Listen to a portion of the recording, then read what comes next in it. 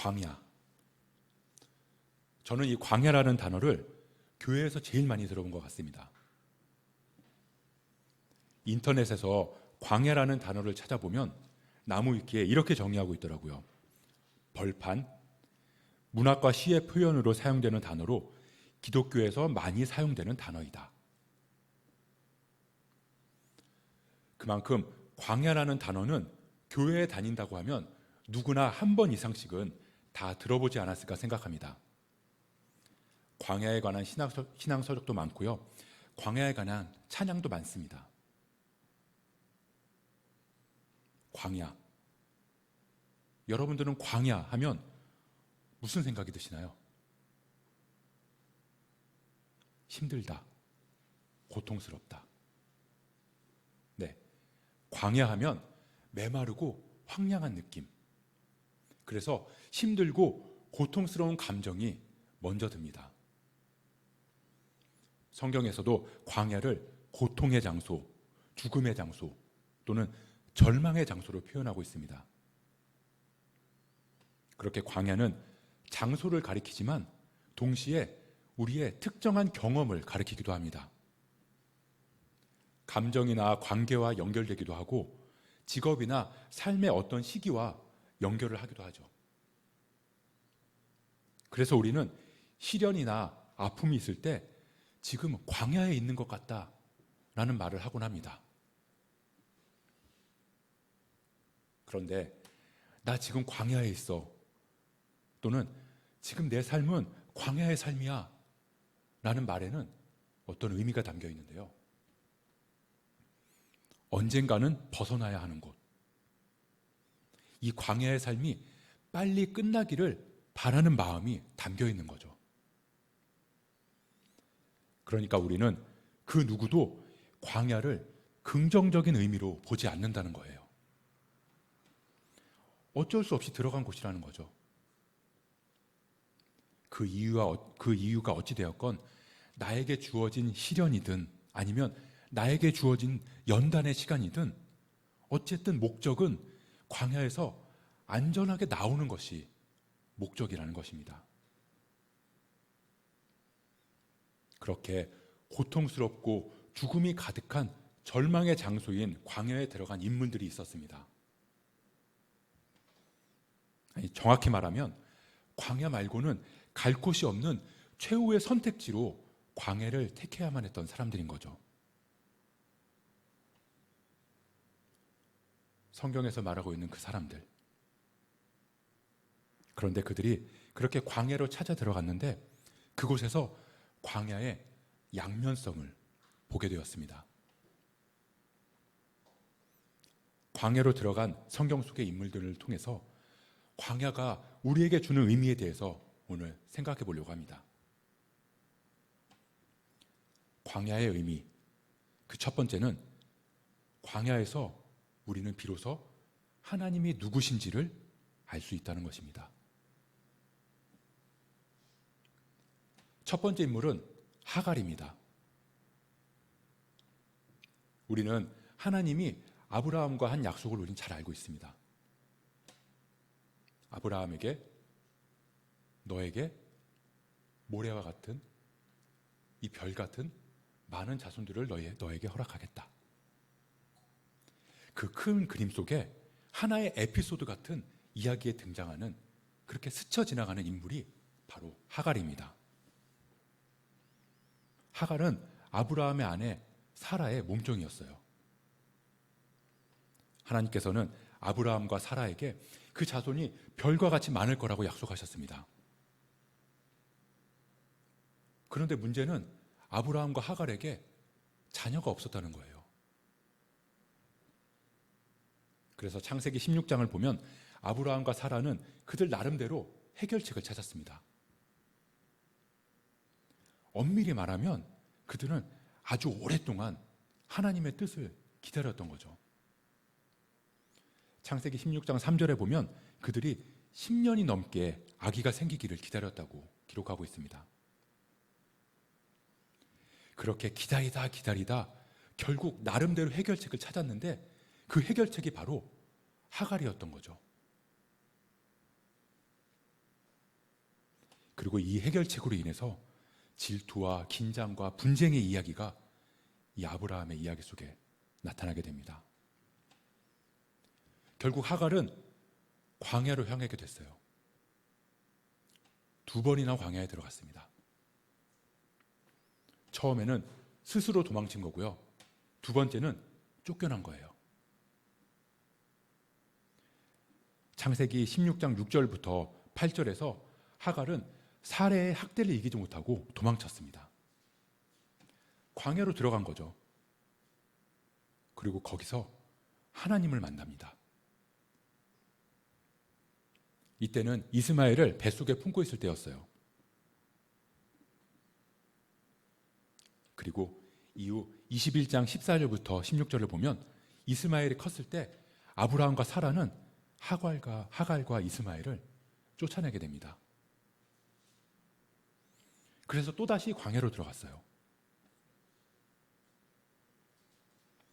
그런데 이렇게 하갈이 2번 광야로 들어간 이 이야기의 중심 주제가 창세기 16장 13절에 나타나고 있습니다.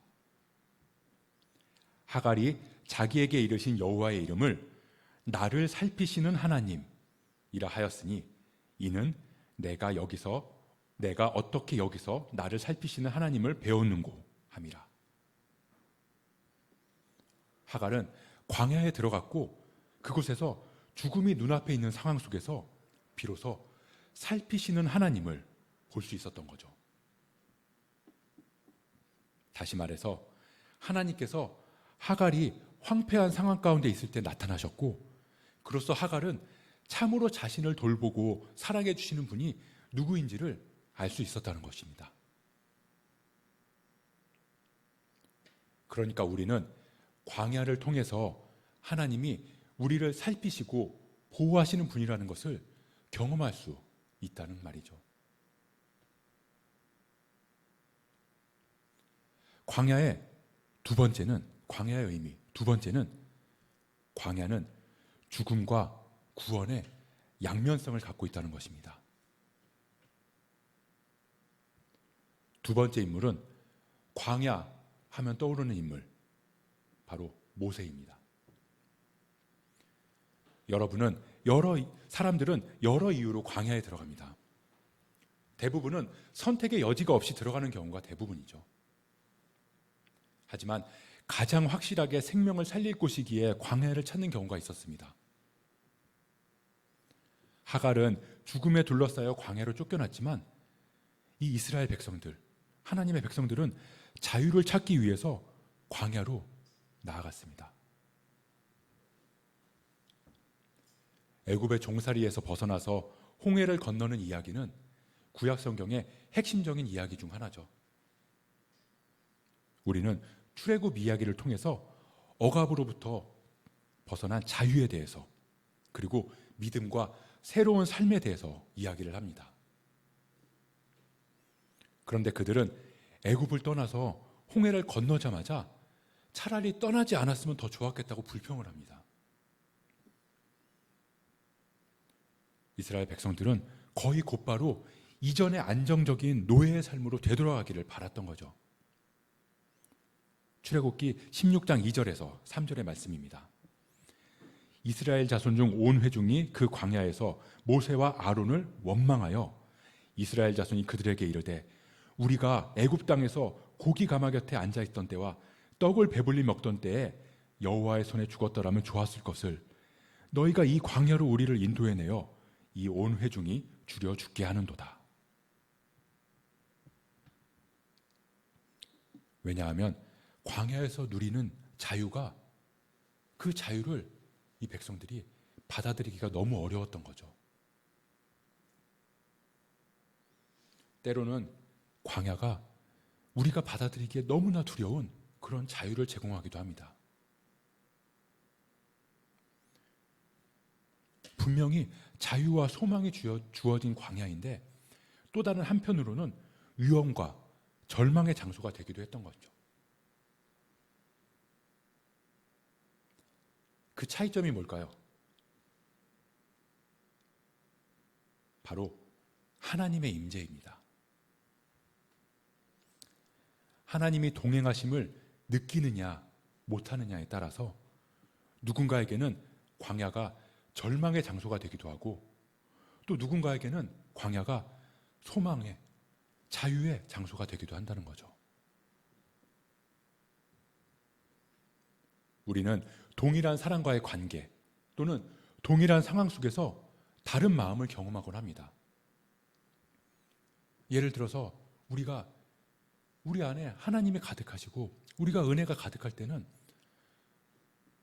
어떠한 갈등적인 관계나 또는 어떻게 또 나의 마음을 흔들어 놓는 관계 속에서 우리가 그것들을 잘 넘어갈 때도 있어요.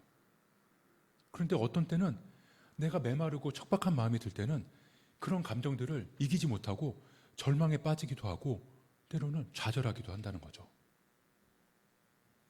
똑같이 힘든 상황인데 누군가는 좌절해서 넘어지고 무너지고 또 어떤 사람들은 그 안에서 소망을 찾고 회복을 경험하기도 한다는 것입니다. 힘든 상황에서 모두가 다 동일한 감정을 느끼는 것도 아니고 동일한 삶을 살아가는 것도 아니라는 거죠. 사람들은 그게 우리의 마음가짐에 달려있다고 말하지만 우리는 그것이 우리 안에 하나님의 임재를 우리가 깨닫느냐 그렇지 못하느냐의 차이라고 고백할 수 있을 것입니다. 우리가 온전히 신뢰할 만한 분을 신뢰할 때 비로소 광야는 무서운 그리고 두려운 그런 장소가 아닌 기쁨과 자유의 장소가 될 수 있습니다. 사실 광야 자체가 달라지는 게 아니에요. 다만 광야에 대한 우리의 반응이 달라지는 것뿐입니다. 그렇게 광야의 의미, 두 번째는 하나님의 임재 여부. 더 정확히 말하면 하나님은 어디나 계시고 우리 안에도 계시는데 그 하나님의 임재를 우리가 깨닫느냐, 그렇지 못하느냐. 그 차이에 따라서 두려움과 절망의 장소가 되기도 하고 자유와 소망의 장소가 되기도 한다는 말입니다.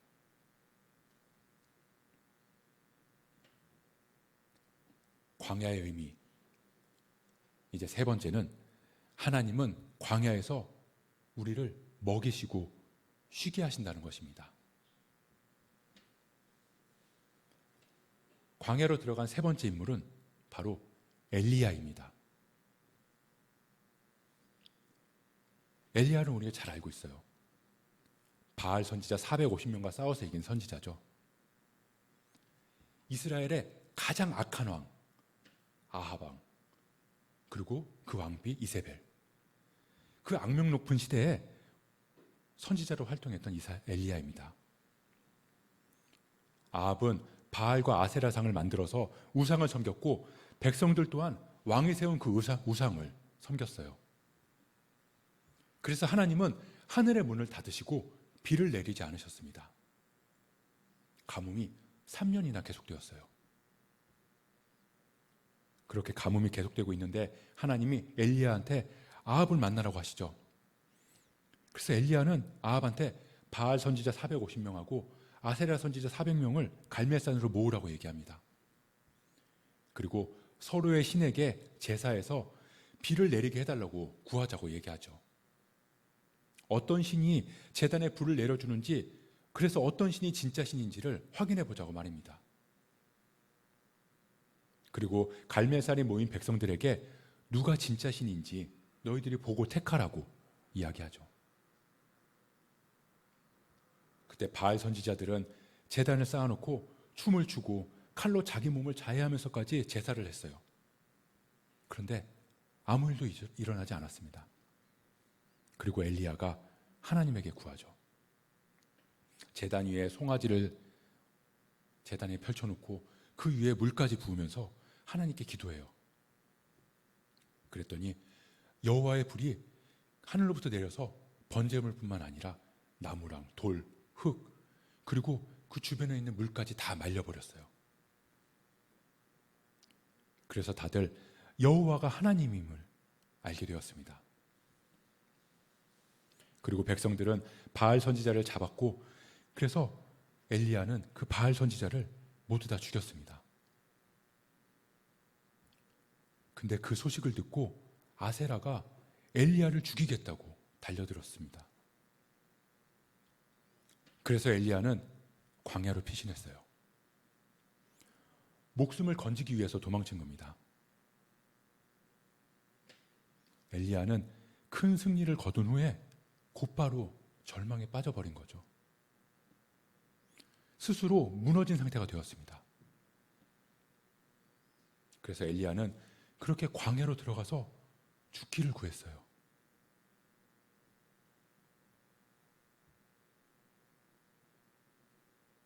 근데 하나님이 엘리야에게 어떻게 하셨는지 아시죠? 저 같으면 그럴 것 같아요. 야, 괜찮아. 빨리 일어나. 이제 돌아가서 이세벨하고 맞서서 싸워야지. 네가 그렇게 주저앉아 있으면 되겠어?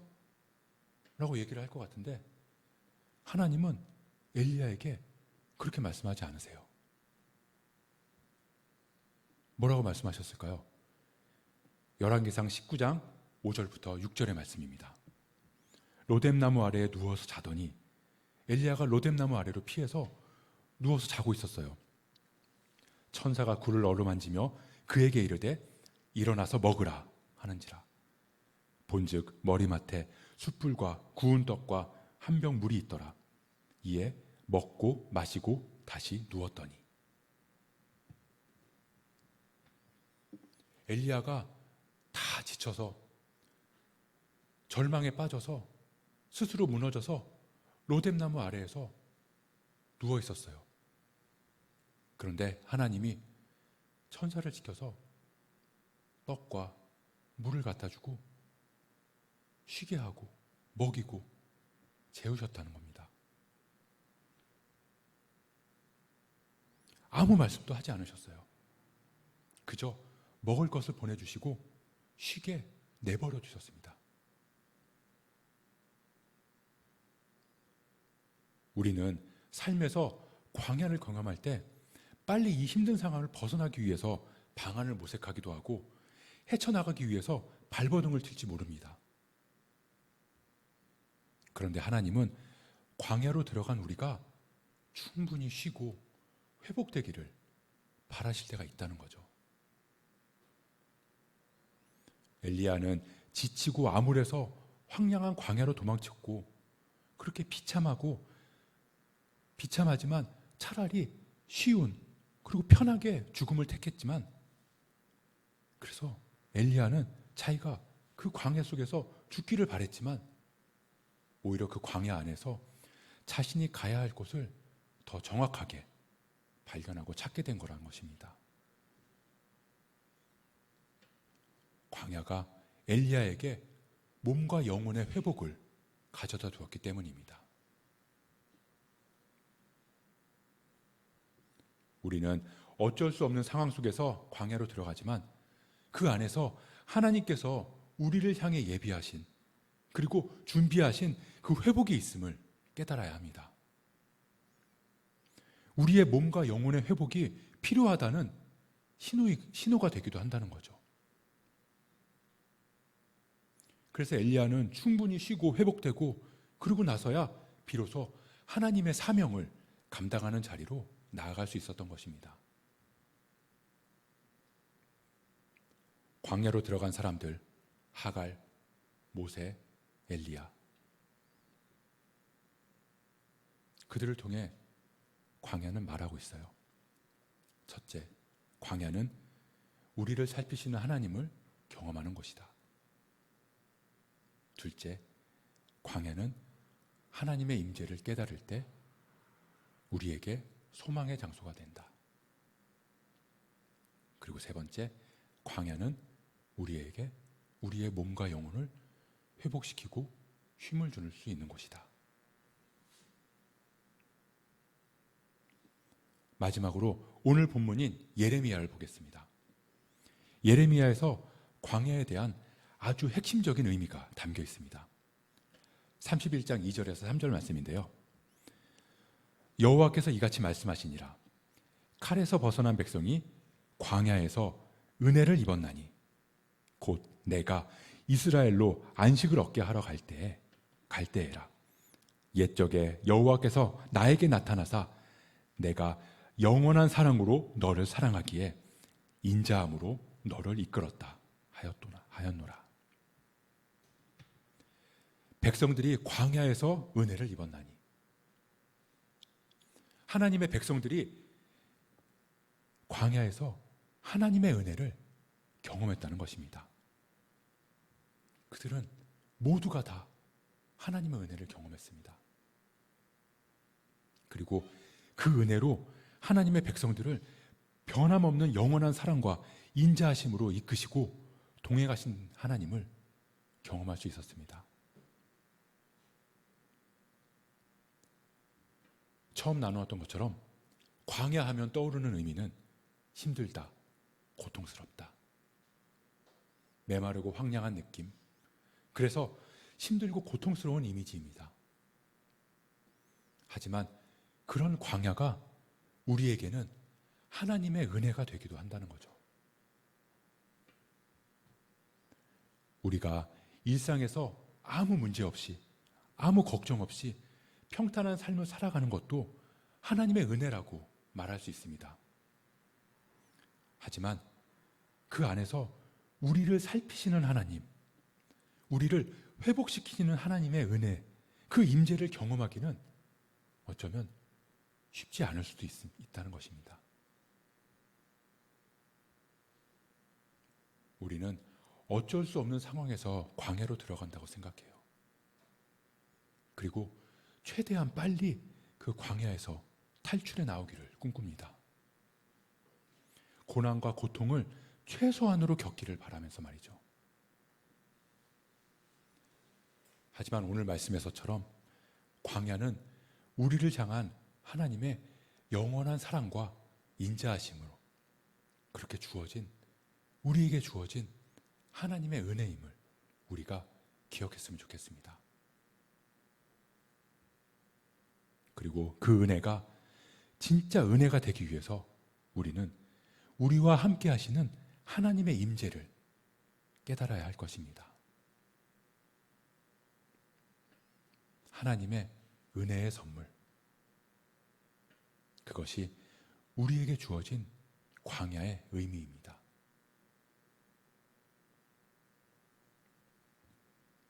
우리는 사순절을 지나고 있습니다. 우리는 주님의 십자가의 고난에 동참하고 그 은혜를 기억하기 위해서 사순절을 지킵니다. 그래서 우리는 의도적으로 광야에 들어가야 합니다. 하나님께서는 편안하고 안락한 곳을 벗어나서 광야로 나아가라고 우리를 부르고 계시기 때문입니다. 그곳에서 담대하게 하나님의 임재를 예비하도록 말입니다.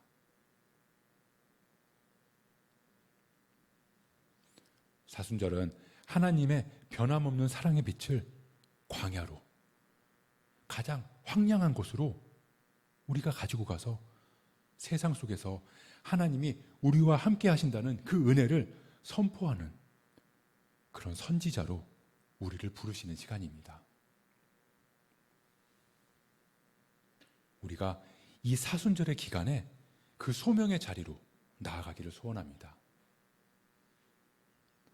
우리의 삶의 자리에서 광야와 같은 삶이 나에게는 하나님의 은혜를 경험하는 시간이고 나의 영혼이 회복되는 시간이고 하나님의 임재를 회복하는 그런 시간이 될 수 있고 그 임재를 회복한 시간이 임재를 확인하고 그렇게 확인한 우리가 그 임재를 선포하는 시간이 될 수 있기를,